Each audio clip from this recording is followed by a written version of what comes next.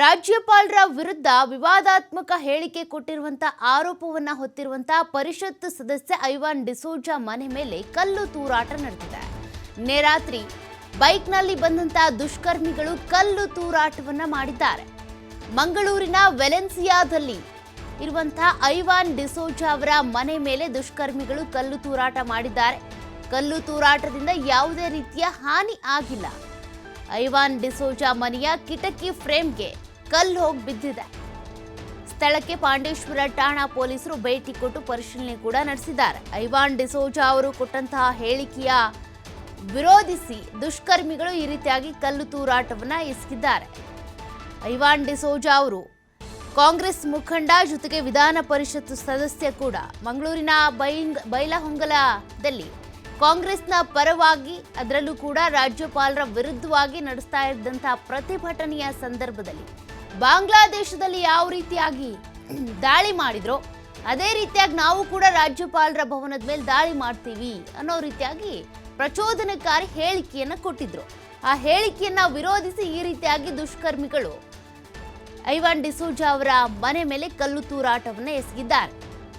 ಕಾಂಗ್ರೆಸ್ ಈಗಾಗಲೇ ಅನೇಕ ಜಿಲ್ಲೆಗಳಲ್ಲಿ, ಕೇಂದ್ರಗಳಲ್ಲಿ ಪ್ರತಿಭಟನೆಯನ್ನ ಕೈಗೊಂಡಿದೆ.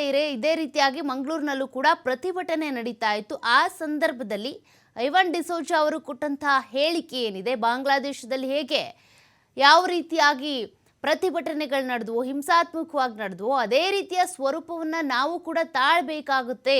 ರಾಜ್ಯಪಾಲರು ತಮ್ಮ ಈ ಶೋಕಾಸ್ ನೋಟಿಸ್ ಜೊತೆಗೆ ಸಿಎಂ ಸಿದ್ದರಾಮಯ್ಯನವರ ವಿರುದ್ಧ ಪ್ರಾಸಿಕ್ಯೂಷನ್ಗೆ ಅನುಮತಿ ಕೊಟ್ಟಿದ್ದಾರಲ್ಲ, ಆ ವಿಚಾರವನ್ನ ಪ್ರಸ್ತಾಪ ಮಾಡಿ ಈ ಹೇಳಿಕೆಯನ್ನ ಕೊಟ್ಟಿದ್ರು.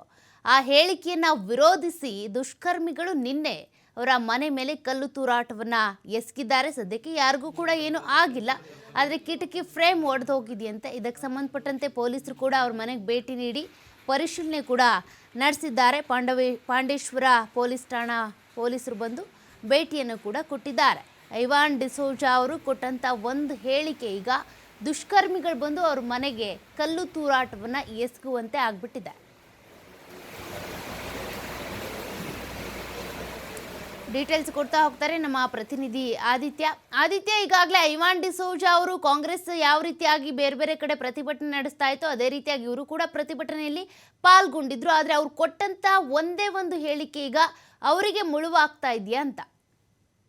ಸೌಖ್ಯ, ನಿಜವಾಗ್ಲೂ ರಾಜ್ಯಪಾಲರು ಏನು ಪ್ರಾಸಿಕ್ಯೂಷನ್ಗೆ ಅನುಮತಿಯನ್ನ ಕೊಟ್ಟಿದ್ರು ಅದಕ್ಕೆ ಪ್ರತ್ಯುತ್ತರವನ್ನ ನೀಡುವಂತ ನಿಟ್ಟಿನಲ್ಲಿ ನಡೆದಂತ ಪ್ರತಿಭಟನೆಗಳಲ್ಲಿ ಮಂಗಳೂರು ಪ್ರತಿಭಟನೆ ಅನ್ನುವಂಥದ್ದು ಬಹಳ ತೀವ್ರ ಸ್ವರೂಪವನ್ನ ಪಡೆದಿತ್ತು. ಕಾಂಗ್ರೆಸ್ ನಡೆಸಿದಂತ ಪ್ರತಿಭಟನೆಯಲ್ಲಿ ಬಸ್ಗಳಿಗೆ ಕಲ್ಲು ತೂರಾಟವನ್ನ ನಡೆಸಲಾಗಿತ್ತು, ಟೈರ್ಗಳನ್ನ ಸುಟ್ಟು ಹಾಕಲಾಗಿತ್ತು. ಇದರೊಂದಿಗೆ ಐವಾನ್ ಡಿಸೋಜಾ ಏನು ಕಾಂಗ್ರೆಸ್ನ MLC ಇದ್ದಾರೆ, ಅವ್ರು ಕೊಟ್ಟಂತ ಒಂದು ಹೇಳಿಕೆ ಒಂದು ವಿವಾದದ ಕಿಡಿಯನ್ನ ಕೂಡ ಹೊತ್ತಿಸಿತ್ತು. ಬಾಂಗ್ಲಾ ಮಾದರಿಯ ದಾಳಿಯ ಒಂದು ಎಚ್ಚರಿಕೆಯನ್ನ ಅವರು ತಮ್ಮ ಭಾಷಣಗಳಲ್ಲಿ ನೀಡಿದ್ರು.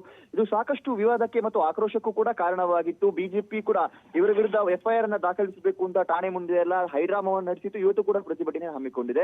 ಈ ಮಧ್ಯದಲ್ಲಿ ಈಗ ಐವಾನ್ ಡಿಸೋಜಾ ಅವರ ಮನೆಯ ಮೇಲೆ ಈಗ ಕಲ್ಲು ತೂರಾಟದಂತಹ ಒಂದು ಘಟನೆ ನಡೆದಿರುವಂತದ್ದು. ನಿನ್ನೆ ಮಧ್ಯರಾತ್ರಿ ಈ ಒಂದು ಘಟನೆ ನಡೆದಿದೆ ಅನ್ನುವಂಥದ್ದು ಮಾಹಿತಿ ಬಂದಿದೆ.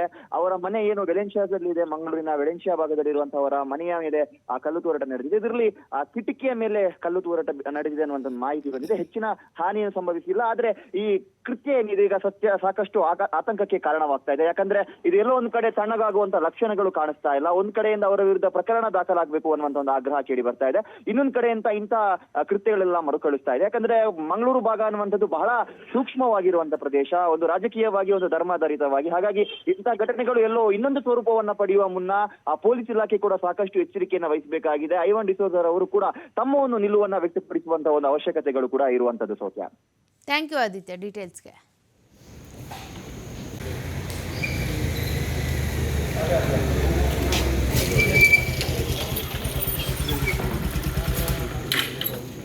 के लिए